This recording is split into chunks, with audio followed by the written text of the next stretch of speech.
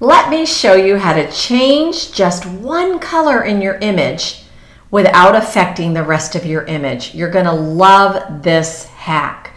So go to your develop mode and then open up your HSL panel. I always click all because I want to see the hue, the saturation, and the luminance of each color as I'm editing. Hue is going to change the color. Saturation is going to give the color more depth, or think about a paintbrush. It's like putting more paint on your brush, or it's going to take away some of the saturation and make a more dull color. And then luminance is just going to brighten a color or bring down the brightness, which adds a depth. So that's what these do, and they'll do it for each of the colors.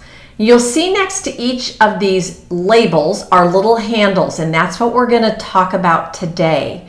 So for instance, let's say this is beautiful, you love the skin tones and everything looks great, but the dresses are the wrong color. All you have to do, because we're dealing with the hue of a color, we're going to grab this handle next to hue, and then we're going to click it. We're going to hover over the color that we want to adjust and just click our mouse and hold it and move up and down. And you will notice that it completely changes the color of those dresses so that you can adjust it to the exact color that it needs to be. And look at the handles under hue. You can see what color these dresses are by what color sliders are moving. So that's the way you can change the color of something in an image without affecting the entire image. Let's stick with the dresses and do the same thing for saturation. So let's say we got the color just where we need it to be. Now we're going to click the handle next to saturation. When we hover over these dresses and click and drag, if we move down, it takes the saturation completely out of those dresses. They look gray. They don't even look green anymore. Or if we drag it up, it makes them very, very saturated and makes the dresses look very, very green. So that's saturation. Another thing that we can use the saturation handle for is, you know, those churches that shoot so orange because of the tungsten light, all that overhead lighting that we have. You can come here to the saturation under the HSL, click the little handle, find one of those lovely orange walls and drag down and take out some of the orange that's in those church images.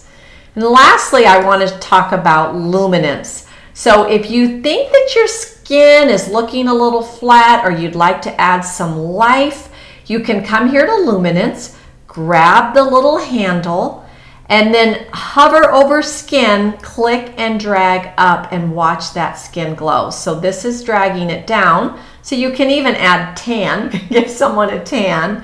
And if you drag it up, it just makes their skin glow so that it doesn't look flat. And I know I said this was last, but I want to show you one more fun thing to do. So if you struggle with your greens and you just don't know how to adjust just the greens without affecting the skin tones and hair tones and things like that, try doing this. Come into your HSL panel, go to hue, click the handle, and find the green in the trees or the grass or something of that nature.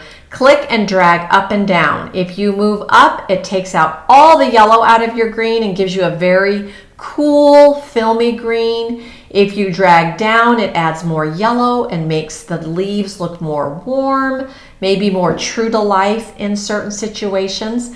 But as you can see, as I drag this up and down, nothing's even happening to the girls' dresses. It's really just affecting the green of the trees. You can also do saturation when you're trying to adjust your greens. So start with hue, get it the green color that you want. Then you come down here and you click the handle next to saturation.